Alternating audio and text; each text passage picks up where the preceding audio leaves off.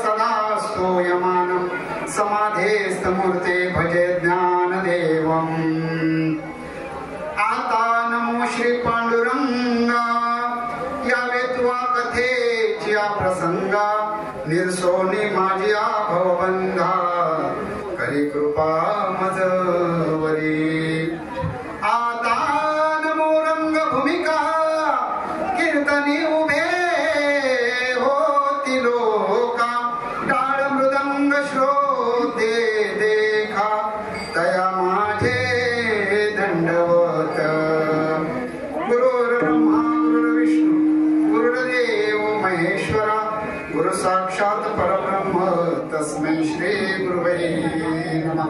प्रस्तुत प्राप्त समय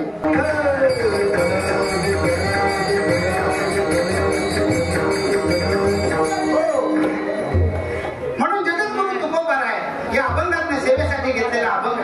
उभारला हात जगी जाणविले मार देव बैसले सिंहासनी आल्या याचका होय धनी. अभंग साधा सोपा सरळ सगळ्यांच्या पाठात आहे. तुकोबार आहे सांगतात की उभारला हात जगी जाणविले मात. आपण हात कधी उभारून सांगतो?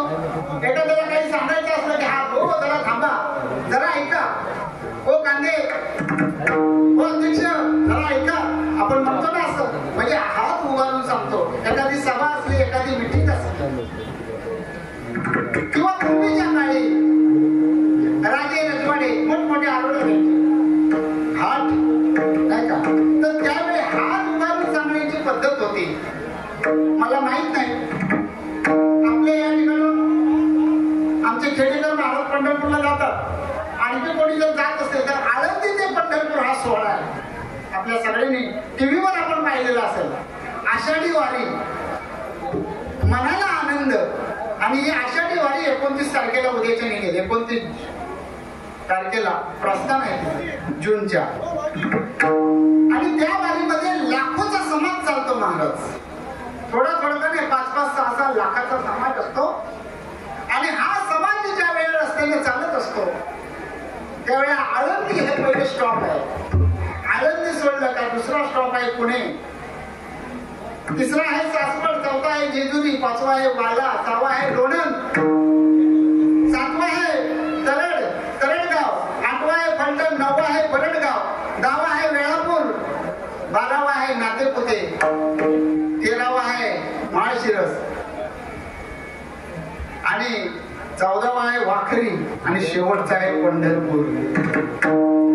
म्हणजे पुणे सासवड, पुणे जेजुरी, पुणे वाले, पुणे लोणंद, पुणे नातेपुते, पुणे तरडगाव, पुणे बरडगाव, पुणे वेळापूर, पुणे माळशिरस, पुणे भंडीशेगाव, पुणे वाखरी आणि पुणे पंढरपूर.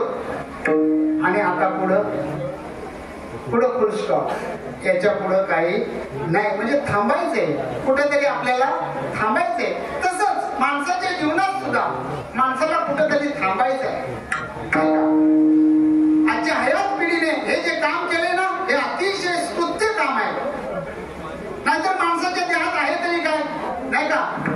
अशी कितीतरी लोक जन्माला येतात आणि मरून जातात, परंतु केलेल्या कार्याची कीर्ती मागे राहते नाही का. तो कामाने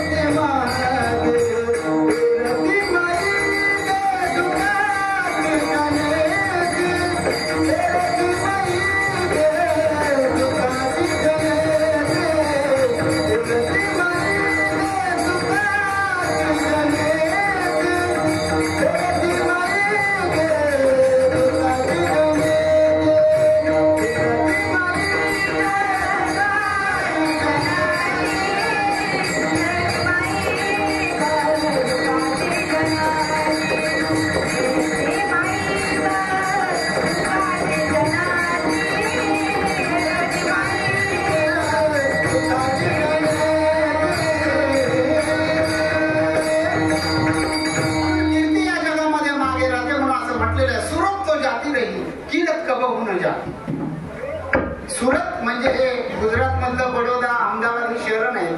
सुरत म्हणजे हे 3.5 हाताचं असणारं शरीर. एखादा लहान मुलगा जर अंगणामध्ये खेळत असेल, लहान बाळ, गोरा गोमटा, चांगले घातलेलं आहे, काळे भोर डोळे, काळे कुरळे केस, गोरे गोरे गाल, लाल चुटू पोट नाही असा राजबिंडा दिसणारा बाळ पाहिला तर लगेच एखादा मनुष्य म्हणतो पप्पी दे बाळा. पण असं पण म्हणतं का काहो आजोबा तुम्ही नेहमीच घाईमध्ये असता, काय चाललंय काय तुमचं, काय झालं बाळा, या जरा इकडे या, काय रे ना म्हणाला एखादी पप्पी द्या. आजोबाला म्हणतं का कोण असं नाही. त्याचं कारण आहे की जो शरीर ज्या शरीराला नाही का, जो शरीर सगळ्यांना हवा हवासा वाटत होता तो आता शरीर नकोसा झाला. त्याचं कारण तो म्हणतो बाबा अरे पप्पी काय मागतोस, अरे म्हातारी माझं आता तोंड बघत नाही, जर्सी गाईच्या गोट्यात बसलं तर कोणी चहाला विचारत नाही, आता कसली पप्पी. सांगण्याचं तात्पर्य की शरीर असं नाशिवंत आहे, क्षणाला बदल होते याच्यात. लक्षात घ्या, आपल्याला दिसण्यात येत नाही, पण नुकतं जन्माला आलेलं बाळ आणि बारशाचं बाळ याच्यात फरक आहे की नाही, तुमच्या लक्षात येत असेल. बारशाचं बाळ आणखी 2 वर्षांनी झालेलं त्याचं रूपांतर लक्षात येतं ना, फरक त्याच्या चेहऱ्याचा. 2 वर्षाचं बाळ आणि 12 वर्षाचा मुलगा त्याच्या चेहऱ्यात झालेलं फरक लक्षात येतो की नाही. म्हणजे हे शरीरामध्ये होणारे बदल हे आपल्याला सूक्ष्म बदल दिसून येत नाही, पण कालांतराने ते दिसून येतात. आपण रोज गाडी करतो उदय महाराज, त्यामुळे आपल्याला वाटतं मी अजून आहे तसं जायची तरुण, परंतु क्षणाप्रती ज्ञानोबा म्हणतात की नास तुझ आहे. हा शरीर क्षणाला नासत जातो म्हणून म्हणतात. क्षणभंगुर नाही बरोबर, माझ्या सावध थोडा माया अशा म्हणजे असं नाशिवंत देह आहे. नाशिवंत देह जाणार सकल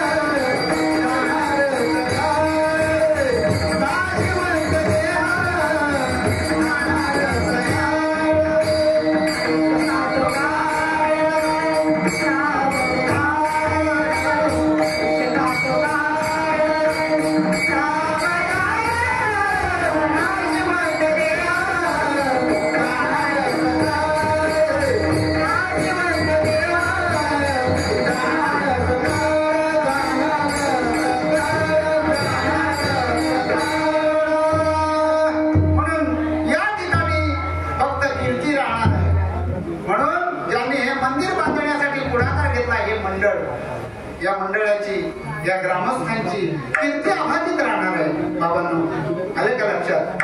म्हणून या ठिकाणी तुम्ही सर्वांनी मिळून हा प्रयत्न केला.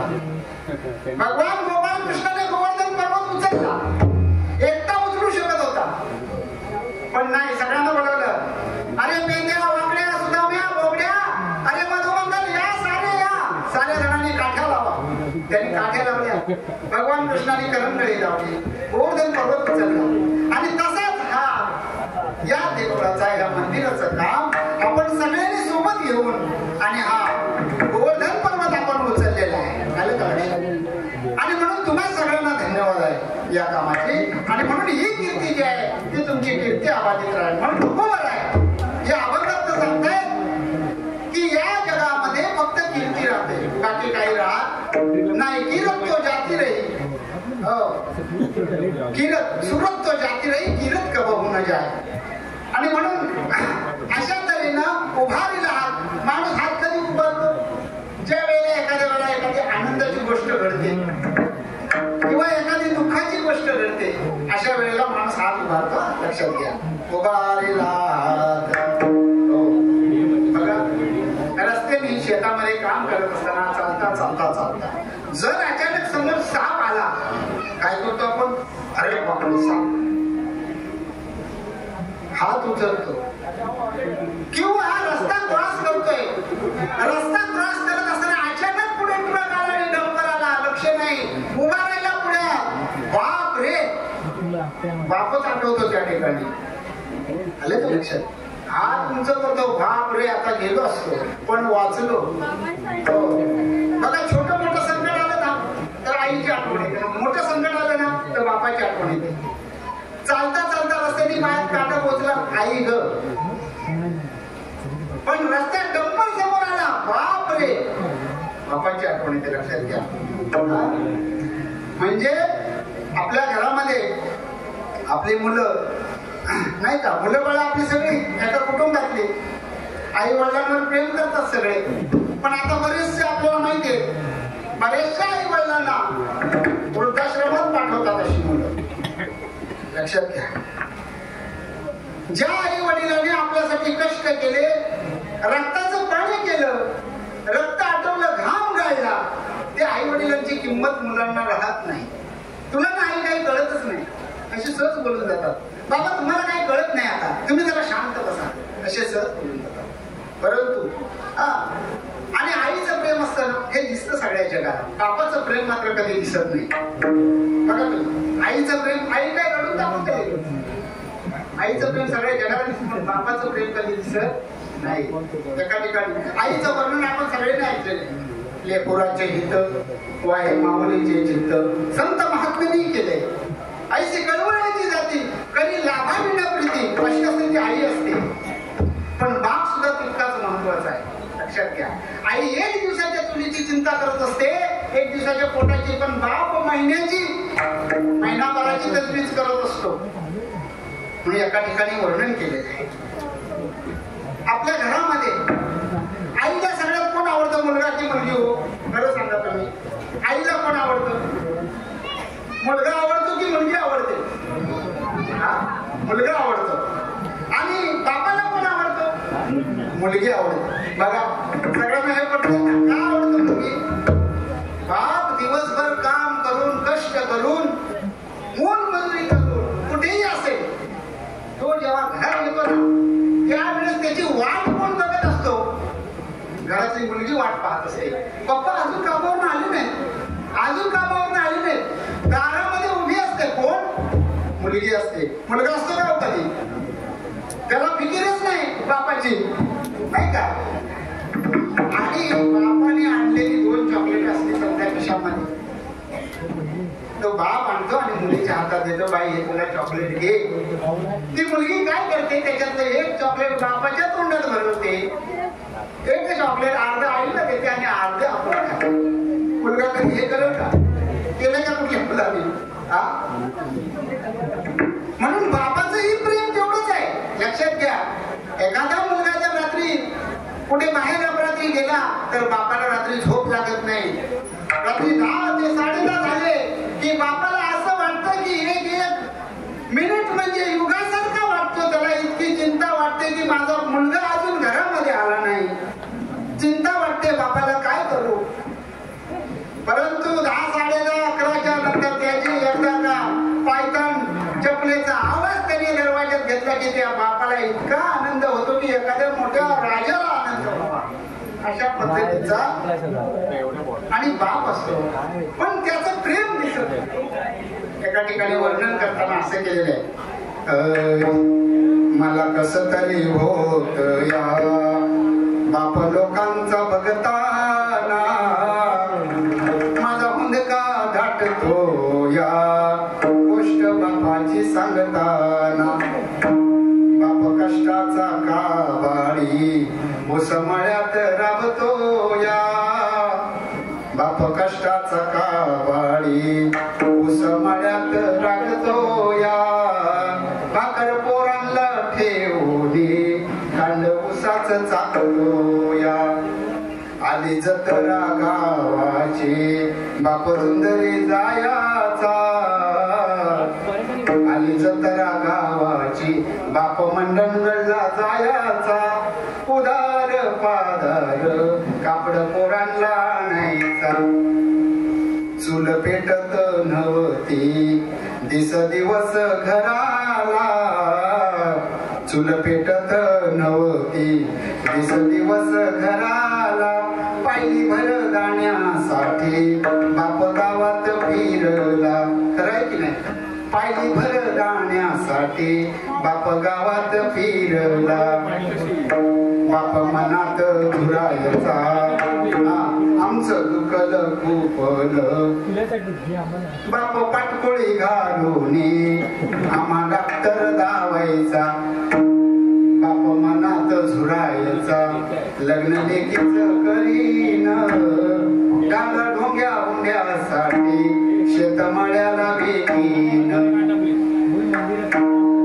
असं बापाचं वर्णन केलेलं आहे की आपली लाडकी लेक आणि तिच्यासाठी बाप अहोरात्र चिंता करत असतो माझ्या एकुलत्या एका मुलीचे लग्न मी थाटामाटात करीन माझी काय नसलं तरी माझी शेतीवाडी विकीन पण तिचं लग्न चांगलं करेल माझ्या महिन्याचं असं बाप म्हणत असतो हा असा कष्टाचा काबाडी नाही का असा कनवाळू बाप असा बाप जेव्हा सोडून या गेला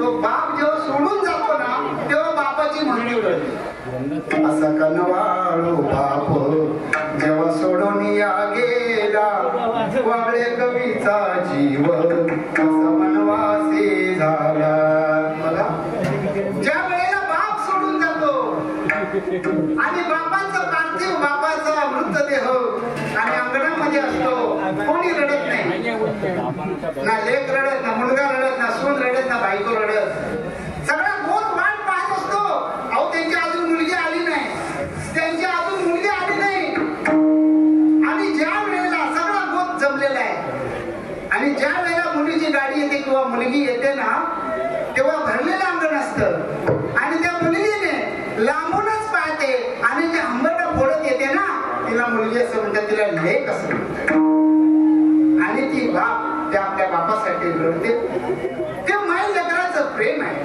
लक्षात घ्या तुकोबाला सांगतात की या ठिकाणी ज्या वेळेला एखाद्याला आनंद होतो त्या वेळेला आनंदाच्या भरात हात वर होतो किंवा एखादी सूचना द्यायची असते त्या वेळेला हात वर होतो तुम्हाला दृष्टांत सांगतो